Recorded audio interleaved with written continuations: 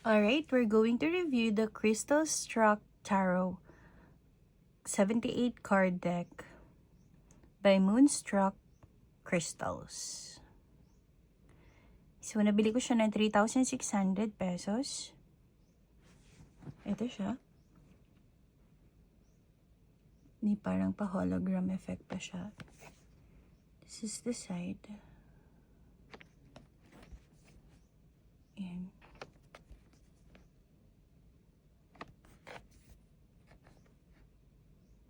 This is the back.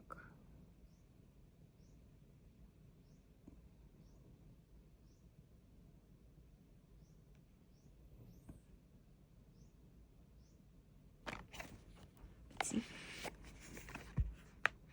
Nanipis lang yung guide niya.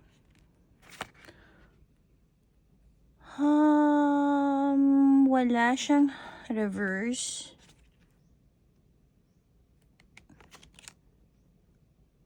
Wala akong nakikitang reverse. Sobrang simple lang nung guidebook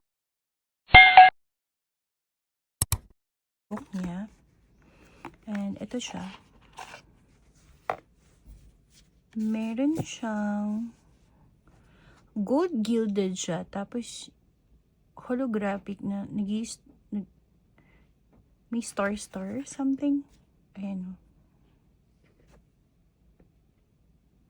Ang ganda. Nagtitwinkle siya.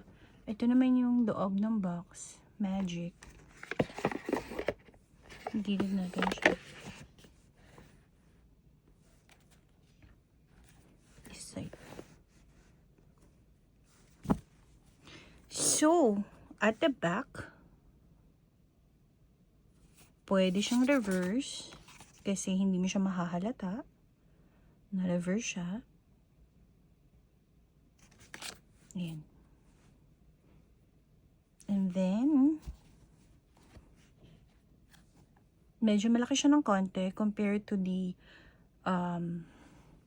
regular tarot deck. So, let's start. Ito yung the Fool.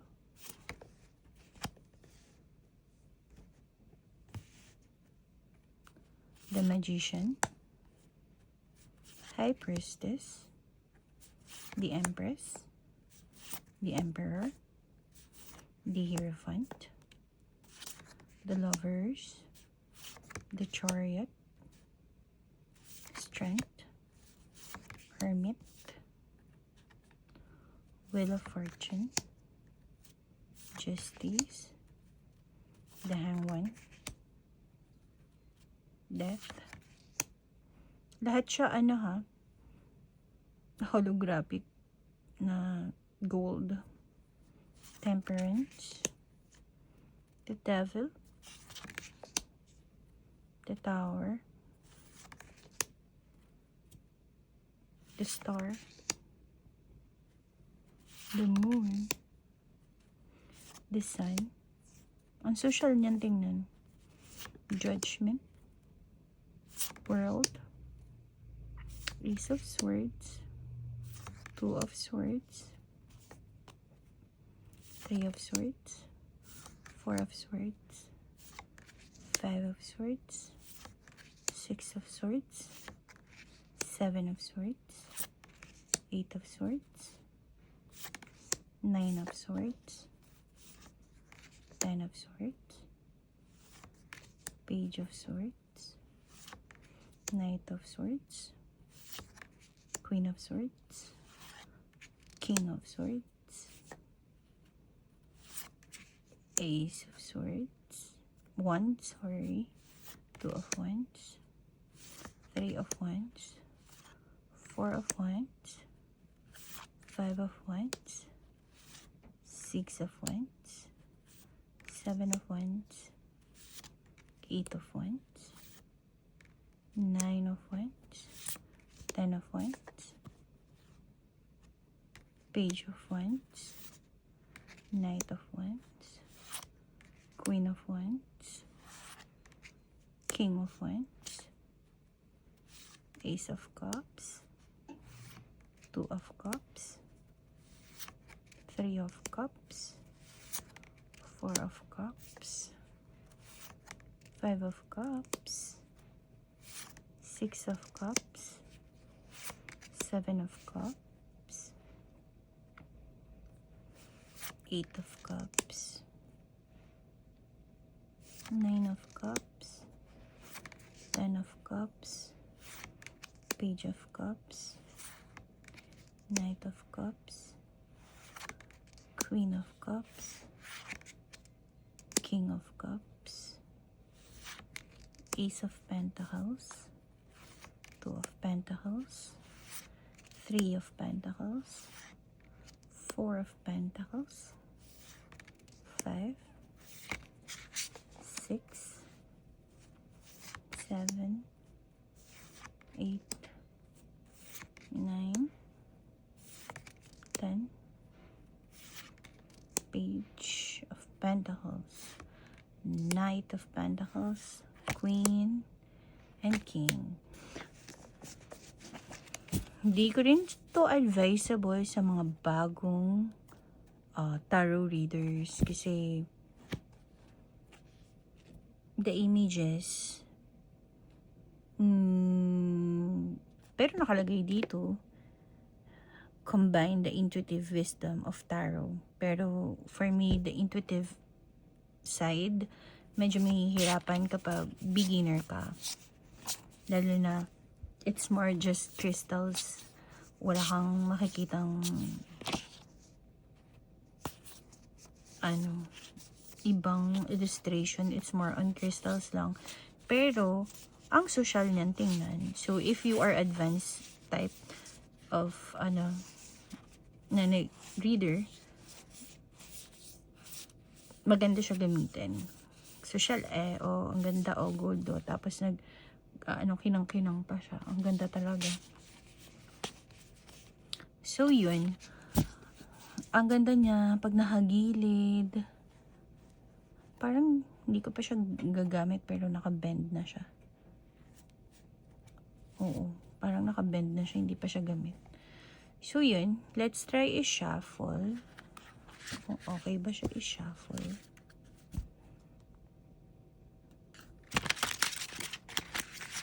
Yes, swabe siya. Sa quality kasi, okay naman yung quality niya. Hindi siya madaling mag-bend or magusot. Let's see. Shuffle pa natin. Hindi siya regular size. Medyo malaki siya.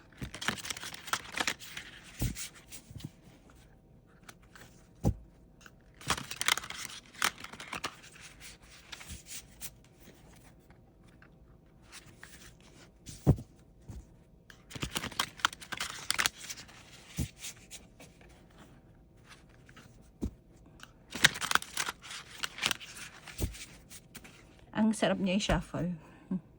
Nasobrahan ako sa pag-shuffle. Kung pag ganito. Okay lang din. Diba?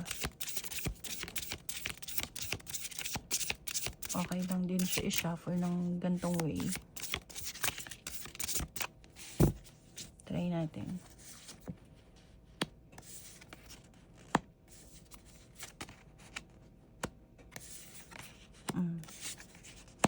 Ganda.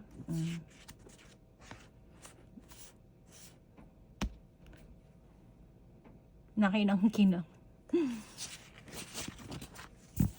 Worth the price naman. Kasi mukhang naman siya. Mukhang social. Social. Tsaka yung quality niya okay naman. Para sa akin. So, ayan siya. Kita natin. So, Crystal Struck Tarot. It, worth 3,600 pesos. Sa iba, it's 3,800 plus. So, for me, 9 out of 10. Lalo na kung advanced reader ka naman na, ka na dito, makaka-resonate ka naman.